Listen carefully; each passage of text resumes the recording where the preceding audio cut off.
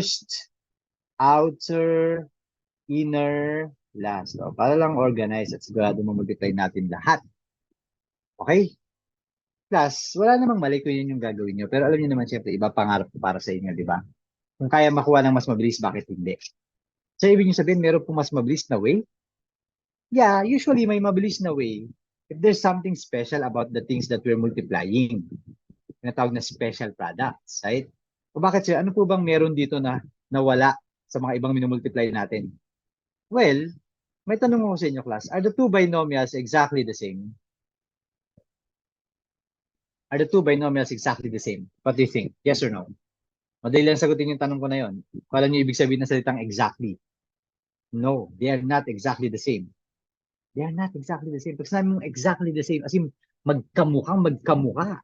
But, oh, you look at that, look at that. Oh, di ba? Hindi naman sila magkamukha, right? Well, the best way to describe our situation is to say that they are almost the same. Yes, I know, class. Buti na lang, hindi ako English teacher. Kasi mukhang may problema ako sa spelling, right? Pero, class, tinadya ko naman yan. Give me some credit. Okay? Okay. Kasi class nung high school po ako, magaling ako sa math, no? I mean, di naman kayabangan siguro if you know your strengths, right? Pero class, madali ako ma-mental block. Promise. So this is how I help myself, right? By creating mnemonics like this. So they are almost the same. So class, ano yung nabuo na salita?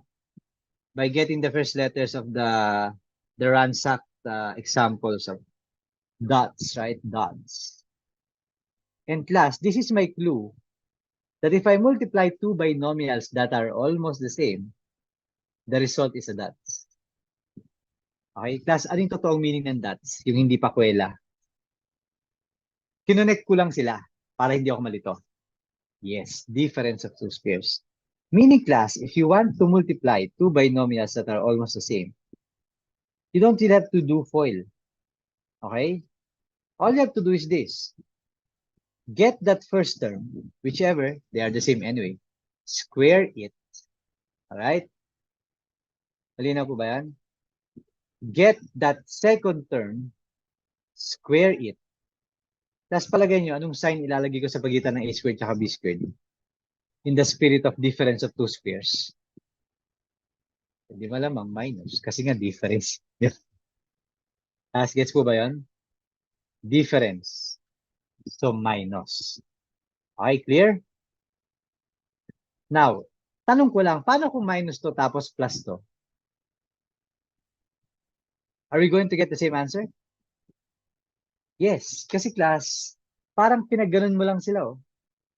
Yeah? Oh. Tinuro sa akin yan ni Dr. Strange. Okay, paano? Parehas lang, kasi nga commutative ang multiplication. Gets po? So, okay lang yun. Basta importante magkaiba sila ng sign, you will get the same answer. In other words, class, if I am to multiply these two, I don't really have to use the FOIL method. All I have to do is to get that first term, the 2 squared of 3, square it, right? Get the other term, this one and this one, right? Square root of 5, square it, and then get the difference. Yan, ganyan. Nakuha niyo, class?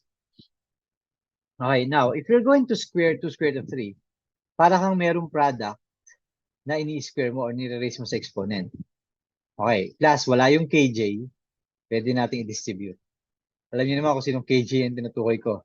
Si plus tsaka si minus, right? Wala sila, oh. Multiply yan, oh. Product yan, oh. So, pwede mo i-distribute. So sir, we square the 2, becomes 4, right? And then we also square root of 3. That's what happens if I square the square root of 3. Becomes what? If I square the square root of 3, it becomes 3. Yes, nawala na yung radical sign, nag-cancel, no? Kasi yung square root, getting the square root and squaring are reverse processes. So, nakalaya na siya. Same thing will happen with square root of 5. When squared, it becomes 5. So, 4 times is 12. O, yan, class, multiply, tsaka minus. Siyempre, mauna yung multiply. 4 times is 12. 12 minus 5 is 7. Okay, so the answer is letter B. Again, class, doon sa solution nyo, Hindi nyo kailangang i-box yung final answer. Pwede nga tinignan nyo na lang to, alam nyo ng 7 ang sagot, huwag nang masyadong kung ano pinagagawa.